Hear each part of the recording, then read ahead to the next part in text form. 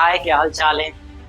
बढ़िया तो कोई नहीं होगा यार। देखो, एक इमोशन से गुजर रहे होंगे तुम लोग अभी, बहुत सारे स्ट्रेस है, कंफ्यूजन होगा, डिमोटिवेटेड, मोटिवेटेड, काफी इमोशन से गुजर रहे होंगे। अब देखो, एग्जाम की शुरुआत ही अगर तुम देखोगे ना तो ई से होती है। ई का मतलब अगर अपन ऐसा मान ले तो इमोशंस होती है, बहुत सारे इमोशन से गुजर रहे होंगे।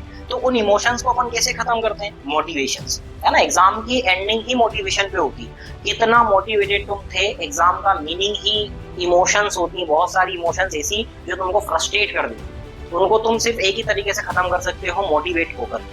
खुद को इतना मोटिवेटेड रखना। अब लास्ट टाइम पे तो कोई मोटिवेट करेगा नहीं तुम्हें, तो तुम्हें खुद को ही मोटिवेट करना पड़ेगा। कैसे मोटिवेट हो सकते हो? तुम्हें उन पलों को याद करना है जो तुम इस एग्जाम की तैयारी के लिए क्यों आए थे, क्या चीजों को तुमने सोचा था, क्या बनना चाहते थे, तुम्हारे पेरेंट्स क्या उम्मीदें तुमसे रख के रखे हैं। वो सारी चीजें सोचोगे, ऑटोमेटिक इमोशंस तुम्हारे बदल जाएंगे मोटिवेशन की तरफ। मोटिवेटेड रहना, है ना। और कुछ भी प्रॉब्लम आए तो मुझे कॉल कर लेना। वैसे तो मैं कॉल करूंगा आज रात में, सभी को कॉल करूंगा, बातें करेंगे अपन, जो भी प्रॉब्लम आ रही मुझे बता। फिर उसके बाद चीजों का ध्यान रखना। क्या ध्यान रखोगे? सबसे पहले तो टाइम का ध्यान रखना, है ना। टाइम पर पहुंचना। टाइम का मतलब क्या है?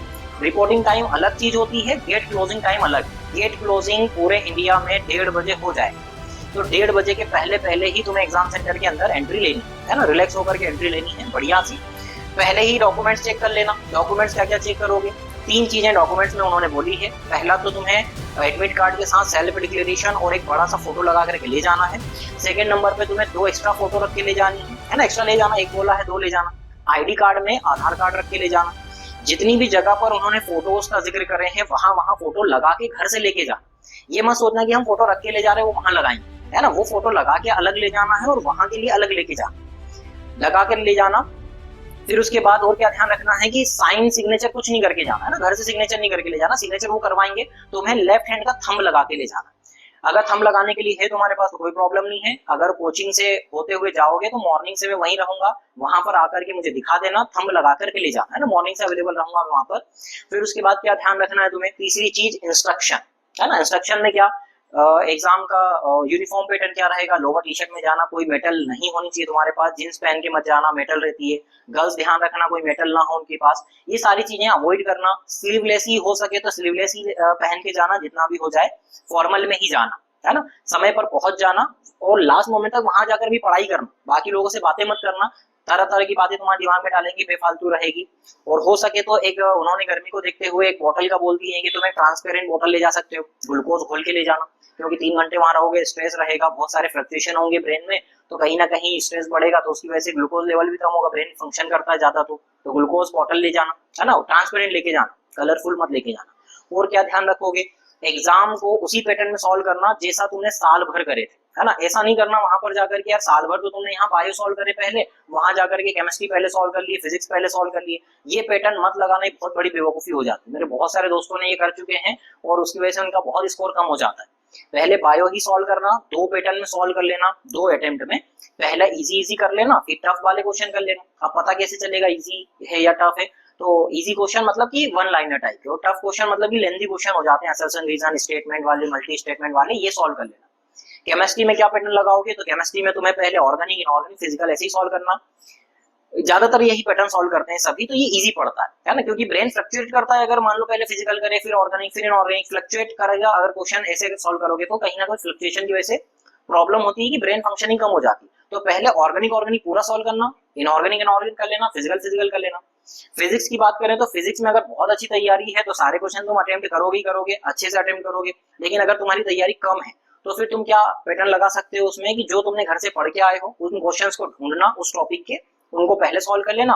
फिर उसके बाद बाकी क्वेश्चन सब पढ़ के देखना। क्योंकि कई सारे क्वेश्चन ऐसे रहते हैं कि हमें नॉलेज नहीं है, लेकिन उस क्वेश्चन को पढ़ के हम फिर भी सॉल्व करने की एक वो आ जाती है, मेंटेलिटी हो जाती है अपनी। तो वैसा तुम सारे क्वेश्चन पढ़ के तो जरूर देखना, है ना। टाइम का बहुत ध्यान रखना। घड़ी लगी रहेगी तुम्हारे हॉल में, तो घड़ी देखते रहना, थोड़ा सा टाइम का ध्यान रखना, है ना। जैसा पैटर्न साल भर फॉलो करे वही करना। और डरना नहीं यार, बिल्कुल भी। पूरा तुम्हारे लिए करियर वाला सवाल है यहाँ पर। और उसके बाद एग्जाम दे करके आना डायरेक्ट कोचिंग पर। कोचिंग पर मिलते हैं अपन, वहीं पर अवेलेबल रहूंगा, वहां पर अपन मिलाएंगे पेपर तुम्हारा। और डरने की कोई जरूरत ही नहीं है, बहुत अच्छे से देना। Wish you all the very best, assemble के चैंपियंस। हेलो बच्चों, कैसे हो आप सभी? आई होप बेटा सभी बहुत अच्छे होंगे, मस्त होंगे, है ना। और सबने तैयारी भी बहुत जम के की होगी, ठीक है। जैसा कि हमें पता है कि 4 मई को हमारा नीट का पेपर है, तो सभी बच्चों को पेपर बहुत अच्छे से देना है, सारी छोटी छोटी चीजों का ध्यान रखना है, एग्जाम सेंटर समय पर पहुंचना है, सारे डॉक्यूमेंट्स आपको लेके जाना है। ठीक है, तो आपने तैयारी बहुत अच्छी की है, अब ज्यादा उसके बारे में नहीं सोचना है, बस अपने पेपर के ऊपर फोकस करना है। ठीक है, तो मेरी तरफ से सभी बच्चों को ऑल द वेरी बेस्ट, अच्छे से पेपर देना और फोड़ के आना। हेलो बच्चों, I am doctor Vinod Thakur. अभी तक हम मिले नहीं हैं, पर बायो के लिए हम जल्दी आपके असेंबल सेंटर पे मिलने वाले हैं। नीट का पेपर सॉल्व करते समय आपको दो बातों का ध्यान रखना है। सबसे पहला, आपको वन लाइन के क्वेश्चन है उसको सबसे पहले सॉल्व करना है, और जो टफ क्वेश्चन है उसको बाद में सॉल्व करना है। इसके साथ साथ ही हमको OMR फिलिंग करनी है। OMR फिलिंग हमेशा सर्कल को बाहर से अंदर की तरफ फिल करनी है ताकि इंक बाहर ना जाए। घबराना नहीं है, पूरे कॉन्फिडेंस के साथ आपको आपका एग्जाम देना है और रिजल्ट की चिंता बिल्कुल भी नहीं करनी है। Wish you all the very best. Hello बच्चों, कैसे हो आप लोग?